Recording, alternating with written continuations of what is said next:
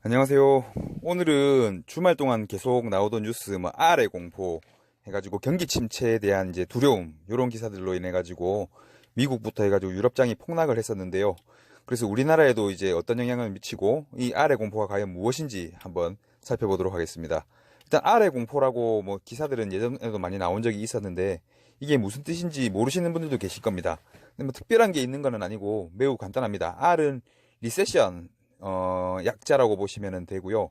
리세션 하면은 말 그대로 해석을 하면은 침체, 불황, 이런 뜻을 가지는데요. 쉽게 말해서 경기 침체, 경기 둔화, 요런 거를 말한다고 보시면 될 것 같아요. 그러면은 이런 그 경기 침체가 왜 어떤 걸로 인해 가지고 촉발이 되어지고 있으며 왜 이런 경기 침체 얘기가 계속 나오는지 일단 살펴볼 건데요.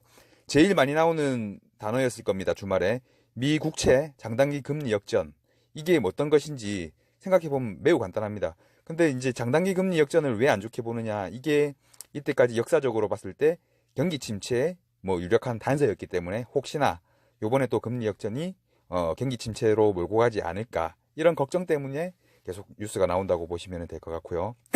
간단하게 생각하시면 됩니다. 일반적으로 채권 금리는 단기물보다는 장기물의 금리가 높게 돼 있습니다. 왜 그러냐면은 같은 돈을 맡기더라도 장기물 같은 경우는 길게 동안 보관을 하고 이자를 주는 거고, 단기물은 짧게 보관하고 이자를 주는 거기 때문에 예를 들어서 3개월 채권, 1년 채권이 있다고 했을 때 당연히 긴 장기물의 채권 금리가 높을 수밖에 없겠죠. 만약에 짧은 게 더 높다 그러면 전부 다 짧게만 예금하고 다시 찾고 이런 게 반복이 될 거죠. 근데 왜 장기물이 높냐 하면은 시간이라는 불확실성, 그리고 시간이 리스크가 되기 때문에 당연히 장기물 금리가 높을 수밖에 없다고 생각을 하시면 될 것 같아요. 그래서 이게 가장 포멀한 내용인데, 은행을 가더라도 당연히 3년짜리 채권이 6개월짜리 채권보다 금리가 높거든요. 오랫동안 맡겨야 되고 그만큼 시간이라는 리스크가 있기 때문에 단기물보다 장기물이 높은 게 당연하다고 생각을 하시면 될 것 같습니다. 근데 지금 이게 반대 상황이 나오는 거죠. 단기물보다 장기물 금리가 높아야지 정상인 건데 지금 계속해서 보도되고 있는 거는 단기금리가 장기금리보다 높게 나온다, 이 말이에요. 쉽게 말하면은 길게 돈을 맡기는 거에 당연히 이자를 많이 줘야 되는데 오히려 길게 갈수록 더 안 좋을 수가 있다, 이렇게 생각을 하는 거죠. 그래서 장기금리 자체가 많이 떨어져 가지고 리스크나 경기 둔화 우려 때문에 많이 떨어져 가지고 이제 단기금리가 오히려 더 높게 나타나는 과정, 이게 지금 나타나는 과정이라고 보시면 될 것 같거든요. 그래서 장기금리가 왜 떨어지느냐, 돈을 오래 맡겨놔도 돈이 안 된다는 거죠. 경기가 급냉되거나 굉장히 안 좋아지거나 미래의 자금 수요 자체가 별로 없을 거라고 예상을 하기 때문에 장기금리가 내려와서 오히려 단기금리보다 낮아지는 이런 현상을 가지는 거예요. 정상적인 상황은 아니라고 볼 수가 있는 거죠. 그래서 지금 이런 현상을 이제 미국채 장단기 금리 역전이라고 하는 거고, 포멀은 장기가 높은 건데 지금은 단기가 오히려 높아졌다는 이런 역전이라고 생각을 하시면 됩니다. 매우 간단하게 이해를 하실 수가 있을 겁니다. 근데 이제 2007년도 이후에 12년 만에 지금 다시 장단기 금리가 역전이 된 건데, 2007년도 이런 금리 역전되고 나서 서브프라임 모기지가 발생을 하죠. 2008년도에. 그래서 글로벌 경제 위기로 번지는 그런 현상이 있었기 때문에 이거를 이제 미리 감지하고 지금 대응을 한다든지 아니면은 정책 금리가 조금 기조가 바뀐다, 이렇게 해석을 하시면 되는데요. 일단 1960년대 이후로 총 9번의 장단기 금리 역전이 있었다고 합니다.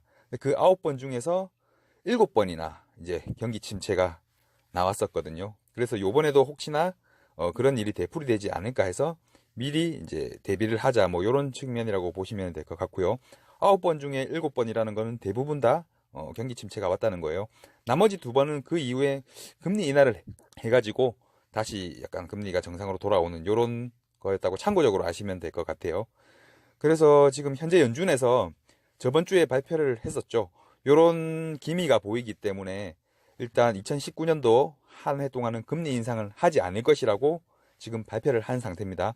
금리 인상을 하다 보면은 이런 현상이 더더욱 심각해질 수가 있기 때문에 올해는 금리 인상을 하지 않을 거라고 공언이라고 해야 되나? 일단은 말을 했고요.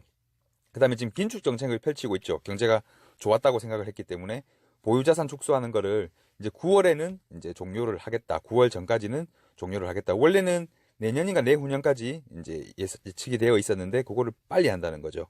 그래서 이번에도 요거 장단기 금리 차 잡기 위해 가지고 금리 인하도 나올지 뭐 아직은 알 수 없습니다만은 한번 지켜봐야 될 것 같고요. 경기가 많이 안 좋다고 느껴지면은 금리 인하도 다시 시행될 수 있기 때문에 조금 생각은 하셔야 될 것 같아요. 그래서 일단 주가가 지금 좀 오늘 우리나라 같은 경우도 급락을 했는데 장단기 금리 역전 때문에 무조건 경기 둔화가 안 좋아져서 주가 급락이 온 거는 아니라고 생각을 하고요. 뭐 왜냐하면 추후에 뭐 그거에 따라 달라질 수 있기 때문에 제가 오늘 말씀드리는 거는 조심해서 나쁠 거는 없습니다. 그래서 지금 이런 현상이 펼쳐지고 있다는 거 알고 계시고 빠지더라도 조금 대비를 할 수 있게끔 조심히 대응을 하자. 뭐 이런 의도에서 오늘은 여기에 관련해서 자료를 한번 만들어 봤습니다. 혹시나 뭐 대비를 조금 하시고요. 일단 여기까지 하겠습니다. 감사합니다.